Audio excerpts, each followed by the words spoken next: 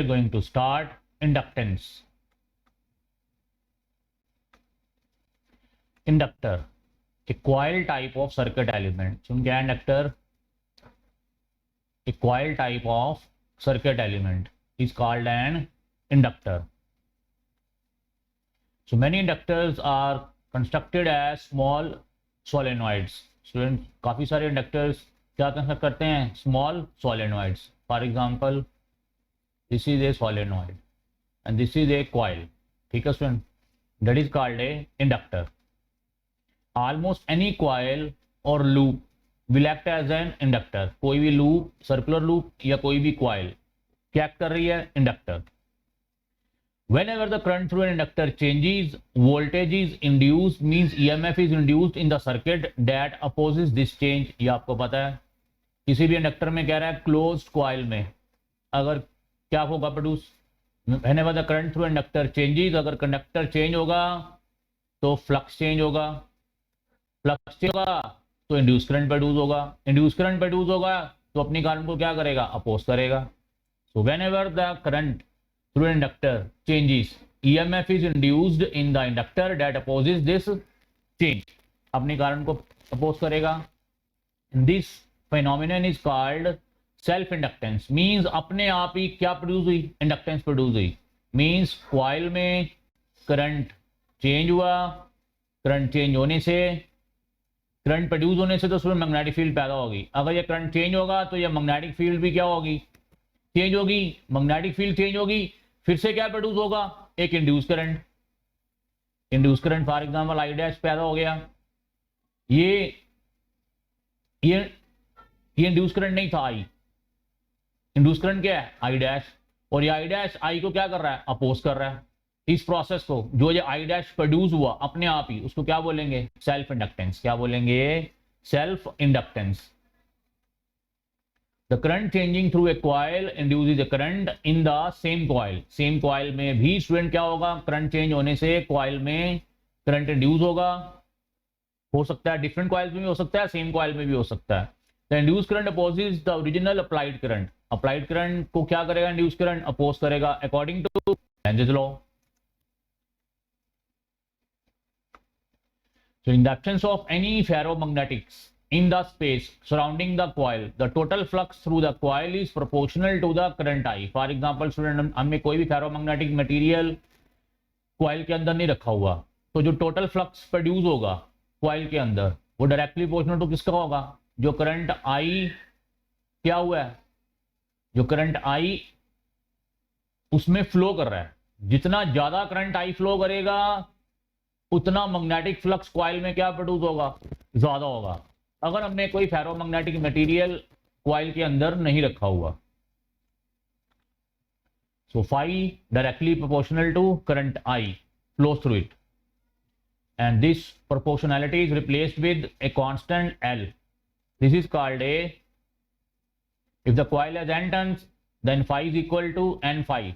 Total flux क्या आ जाएगा? n फाई क्या आ गया? li. where L is a coefficient of self induction in the circuit. ठीक है स्टूडेंट, इसका क्या नाम है? कैपिटल L का coefficient of self inductance. Self induction या self inductance of the circuit. ये सर्किट की सेल्फ इंडक्टेंस है. So the inductance L depends on the shape, size of the loop as well as on the magnetic properties of the surrounding medium. Student, जो आपका ये constant L है किसके ऊपर depend कर रहा है? लूप की शेप क्या है, लूप का साइज क्या है, और सराउंडिंग मैग्नेटिक प्रॉपर्टीज कौन सी हैं उस लूप के. ये प्रूव मैं आपको बाद में बता दूंगा. और इसके ऐसा यूनिट क्या है? हेनरी. कैपिटल H के साथ रिप्रेजेंट करते हैं. Now EMF of self induction according to Faraday law, variation in the current of the circuit causes an induced EMF. जब हमें पता है करंट अगर वेरी करेगा सर्किट में तो क्या प्रोड्यूस होगा? Induced EMF. Thus on differentiating the equation, कौन सी इक्वेशन थी हमारे पास? n phi is equal to li.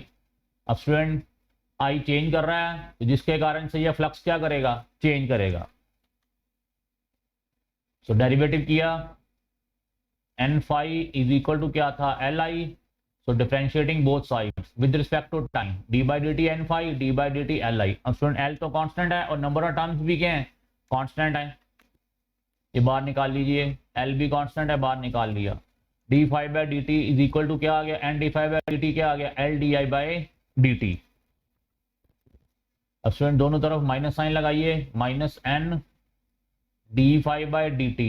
अब स्टूडेंट ये क्या होगा, EMF, ये क्या होगा, EMF। सो दोनों तरफ माइनस साइन लगाया हमने, दोनों तरफ पहले माइनस साइन लगाइए, minus n d phi by dt is equal to minus l di by dt, और ये क्या आ गया, minus n d phi by dt क्या है, EMF। तो क्या फार्मूला आ गया EMF का, minus l di by dt, ये रहा EMF induced in the loop is equal to minus L di by dt. So with the change of current with respect to time क्या induce हो रहा है, EMF। So E क्या था, minus n d phi by dt।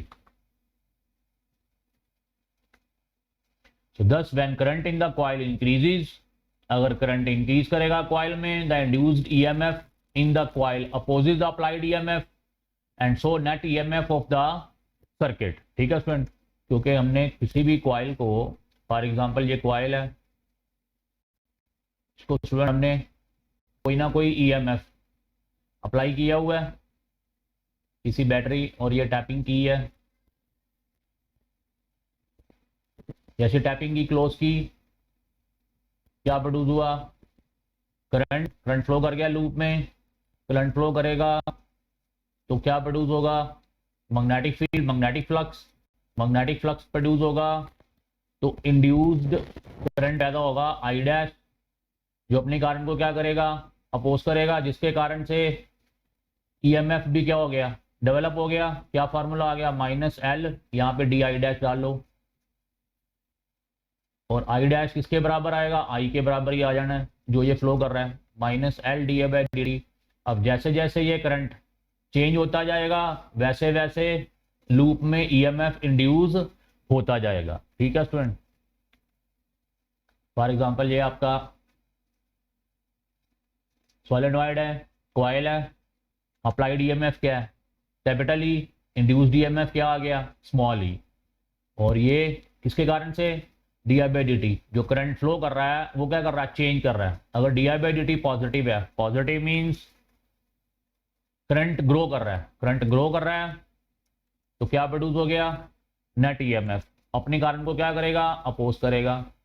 Net EMF क्या आ गया, capital E minus small e, क्योंकि अपने कारण को वो अपोज करता है। कैपिटल E ये रहा और स्मॉल e ये रहा, और ये नेट EMF आ गया, capital E minus small e, और E की वैल्यू क्या है, L D I by D T. आप ऐसा भी लिख सकते हो, नेट EMF क्या आ गया, E प्लस ई, और E की वैल्यू क्या है, minus L D I by D T. ठीक है स्टूडेंट, और D I by D T यहाँ पे क्या पॉजिटिव है। ठीक है स्टूडेंट, तो नेट EMF क्या आ गया, capital E minus L D I by D T, और अगर L D I by D T negative होगा तो यहाँ पे कौन सा साइन आ जाना है, प्लस साइन आ जाना है। So net EMF क्या आ गया, capital E minus L D I by D T. If current in the coil decreases, the induced EMF in the coil favors the applied EMF। मैंने क्या कहा था, अपने कारण को पोज करना है, अब यहाँ पे फेवर हो जानी है। एंड सो नेट EMF क्या आ गया स्टूडेंट, अब D I by D T क्या आ गया, नेगेटिव आ गया, तो नेट EMF क्या आ गया, प्लस आ गया यहाँ पे, क्योंकि ये D I by D T क्या आ गया आपका, नेगेटिव आ गया, और नेगेटिव नेगेटिव क्या हो गए हैं, प्लस, और ये प्लस आ गया। और नेट EMF क्या कर रहा है, जो इंड्यूस्ड EMF है क्या कर रहा है, फेवर कर रहा है। If current in the coil decreases, the induced EMF in the coil favours the applied EMF। Applied EMF को क्या कर रहा है, फेवर कर रहा है, एंड नेट EMF क्या हो गया, बढ़ गया।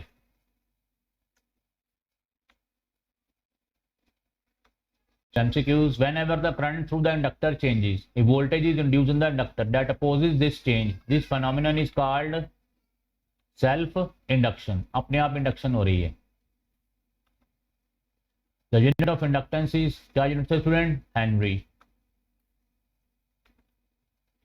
Next student, self inductance of a solenoid. This we will discuss in next lecture. Thanks.